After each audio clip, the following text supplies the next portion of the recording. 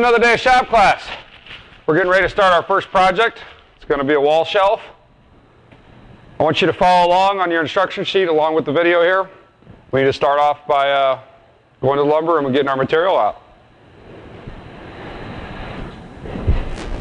All right, here we are in the lumber room. Our plan calls for a 5.5-inch wide board. All of our boards are what's called rough widths. So what we want to do is try to find one that is close to the width that we need. And if you look at this first one, it is 7 inches wide, so there'd be a lot of waste. That's probably not a good choice for this particular project. So let's try another board.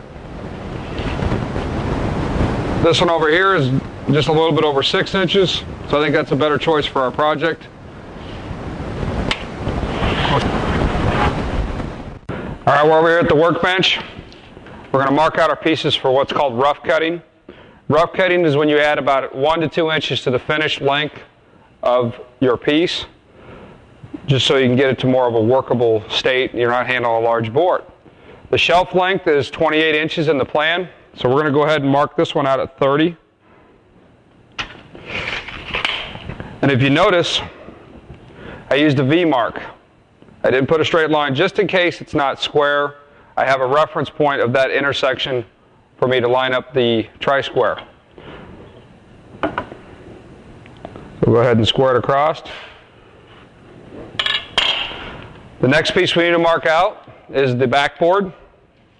So I go ahead and, it's 22 inches in length, so I go ahead and put my tape measure on my last mark and go to 24. And do the same thing, another V mark. And try square it across. Now the final project has 4 pieces. However, we're only going to rough cut 3 boards. The reason for that is if I was to rough cut this to 8 inches, which is the 7-inch bracket plus 1 inch, I'm not going to have room to put the clamps on while I'm doing the drill press operation. So to alleviate that problem, let's go ahead and make this board twice as long, at about 18 inches. That gives us room for 1 bracket here and 1 bracket on this side.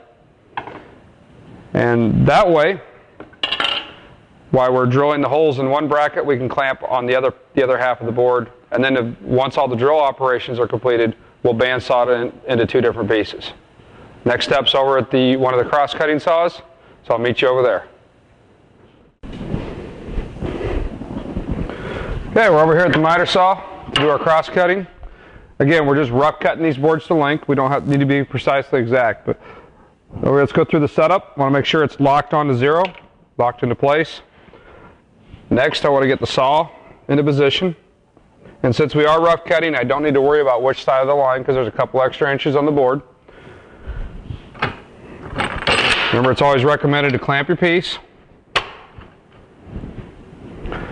And we'll go through this proper safety stance. Safety glasses, follow through on the cut.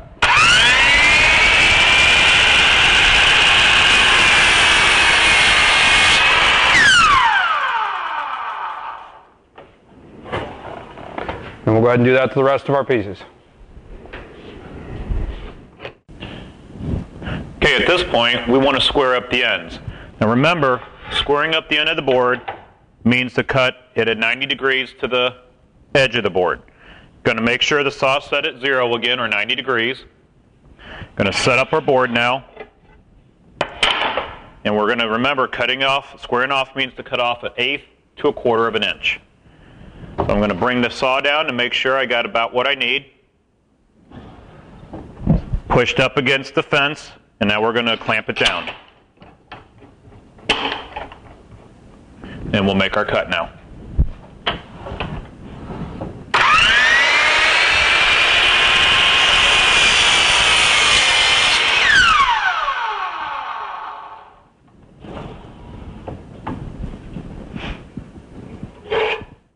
Okay, now on this third piece for the brackets, after we make our first cut, we want to go ahead and flip the board around and make another cut on that side and square that edge up also, so we have both edges square at the same time.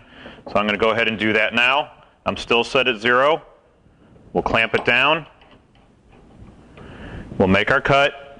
And I like to make a little mark here so I know that it's square.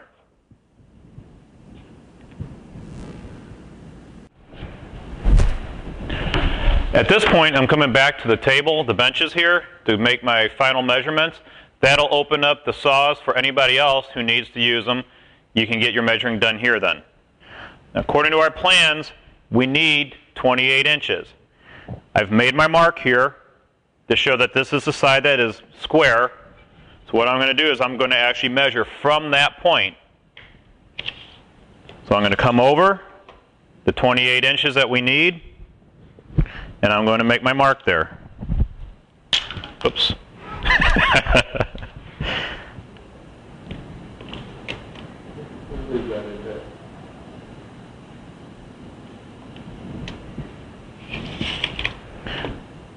At this point, I can go ahead and mark my other boards at the same time, since I know what those measurements are also. Again, starting at the side that I made my little box to show which side is square.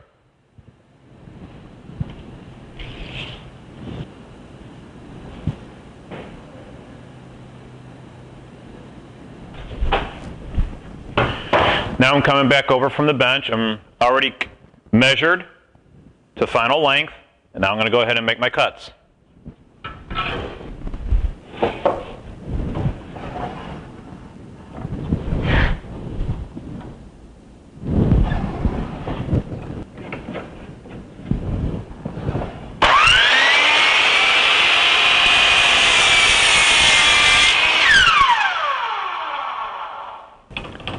Now our next step is to go back to the bench and lay out the locations for the screws.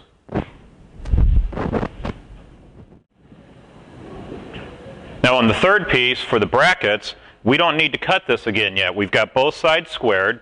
Now we're going to lay out the actual brackets on our board, and there's a variety of ways that we can do this. It's something real easy. You could take a roll of tape, set it where you want it, however you want the arc, you can do whatever you like there. Roll of tape, can of paint, something with a circular edge on it if that's what you want. If you have problems with that, we have a template that we've made. You can line that up on the edge of the board and simply draw it out. Then you would go to the other end of the board and lay that one out also.